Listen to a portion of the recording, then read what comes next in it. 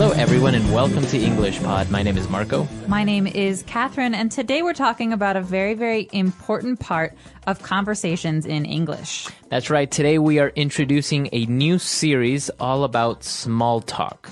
Okay, what is small talk, Marco? Well, small talk is just everyday conversation about maybe the weather, about how you are, what's new in your life, etc. It's just plain conversation. So something very simple and usually pretty quick. It's what you say to people when you bump into them or when you see them at a party. So let's take a listen to today's dialogue and find out just what kind of small talk we have.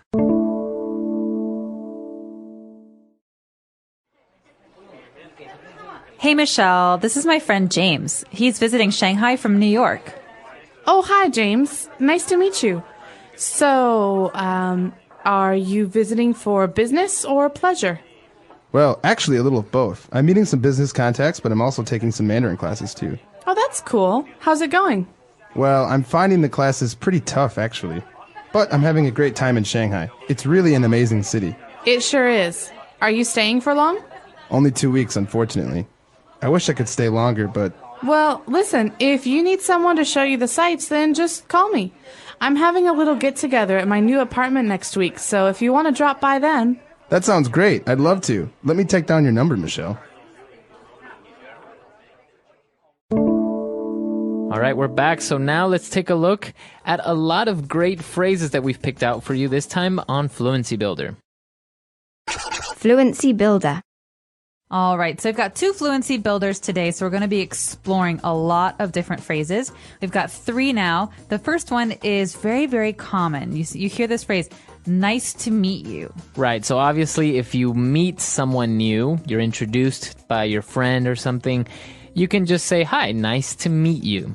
All right, so nice to meet you too. That's what we say afterwards because it sounds very funny if you say it 2 times. So Right. hi, it's nice to meet you. Oh, it's nice to meet you too. Right, exactly. So she went on, this girl Michelle, to ask if he is visiting Shanghai for business or pleasure. All right, this is an important difference, something that we often talk about in small talk.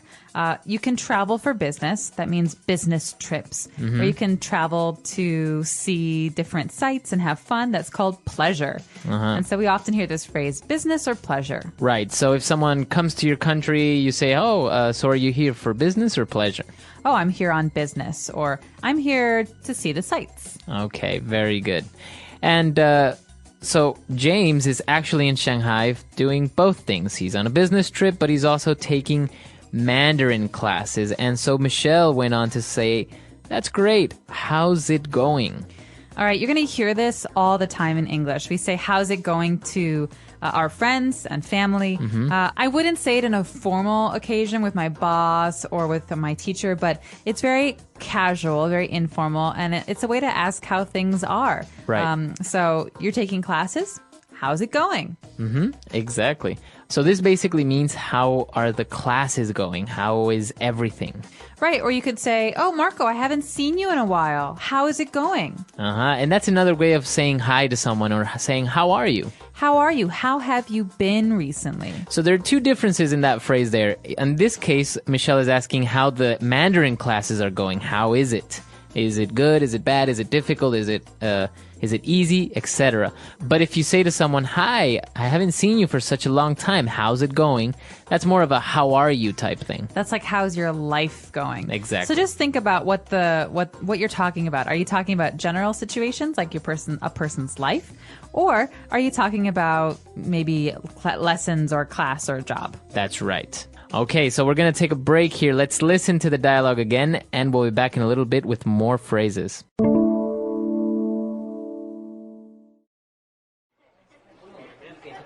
Hey, Michelle, this is my friend James. He's visiting Shanghai from New York. Oh, hi, James. Nice to meet you.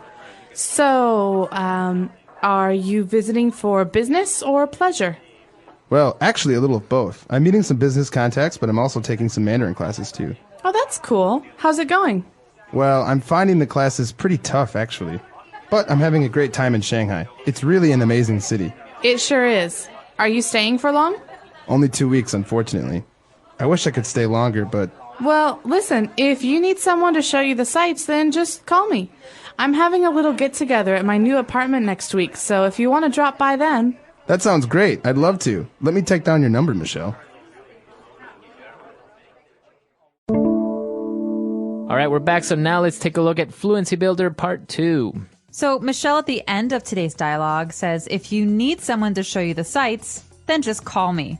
All right, so to show someone the sights, we talked about this a little bit earlier with that word pleasure. What does it mean to show someone the sights, Marco? So basically, the sights, we're talking about the different attractions of a city or place. So the museums, maybe different buildings or different attractions in general. What is there to sightsee? Okay, so we are in Paris, Marco, and I say, hey, I'd love to show you the sights. What do you expect to see? So maybe we would go to the Eiffel Tower. Maybe we would go to Notre Dame Cathedral. Exactly. So we would go see all these different sites, and to show, and that would mean that you are showing me the sites. You are taking me to see all these sites. Okay. Okay. And she is also having a little get together at her apartment, at her new apartment. So what is a little get together? This is a noun. This is a get together. So think about this. Two different words actually, get together, but it's a noun, it's a thing. It's like a party, but it's a small party. Right. A little get together. So I like to think of a get together as something very casual, something very small, sometimes intimate, where you just have 3 or 4 or 5 friends, and it's not as big as a party where everyone's dancing and. Okay. So a little get-together is just a small group of people. You invite them over to your house. Very relaxed, very casual. It's not really a party. It's more of a reunion of friends. And like we said, it's a noun. So you say, I'm having a get-together. You should come. Okay. And she actually asks him to come, but she says it in a different way. She says, if you want to drop by. Okay, this is something people often say in small talk because you don't want to say, you should come stay for a while because that's, I don't know, they just met. It's not in order. Yeah, so you should drop by means you should come and see and decide if you want to stay. So basically, it's also kind of a relaxed way of saying you can come whenever you want.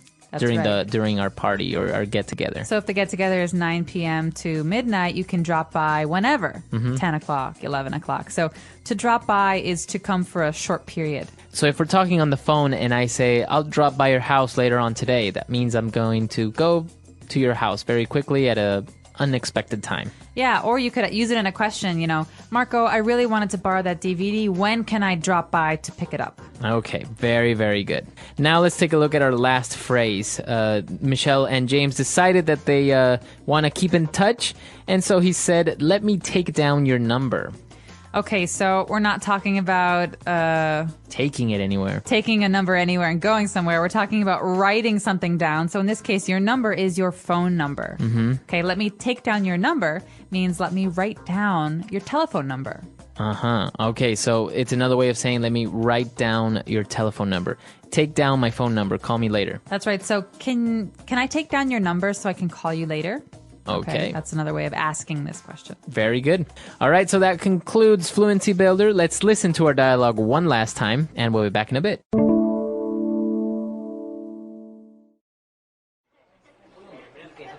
Hey, Michelle. This is my friend James. He's visiting Shanghai from New York.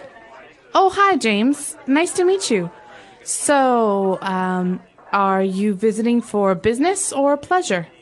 Well, actually, a little of both. I'm meeting some business contacts, but I'm also taking some Mandarin classes, too. Oh, that's cool. How's it going? Well, I'm finding the classes pretty tough, actually. But I'm having a great time in Shanghai. It's really an amazing city. It sure is. Are you staying for long?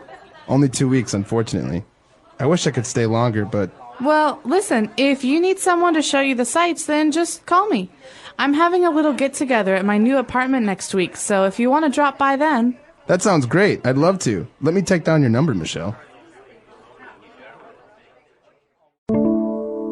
Okay, so this is part 1 of our small talk series. We're going to have 10 episodes, and in each episode, we're going to be faced with a little different situation or circumstance where we will be forced to have a very quick chat with someone. That's right. And so you're often going to find yourself in these situations if you're traveling to an English-speaking country or you're living or working in America, for example. And so it's really important because I think oftentimes you don't learn this in class. This is something that you have to really learn when you're in the country or learn with us here at EnglishPod. That's right. It's a little bit of social skills for these awkward or maybe new situations. Exactly.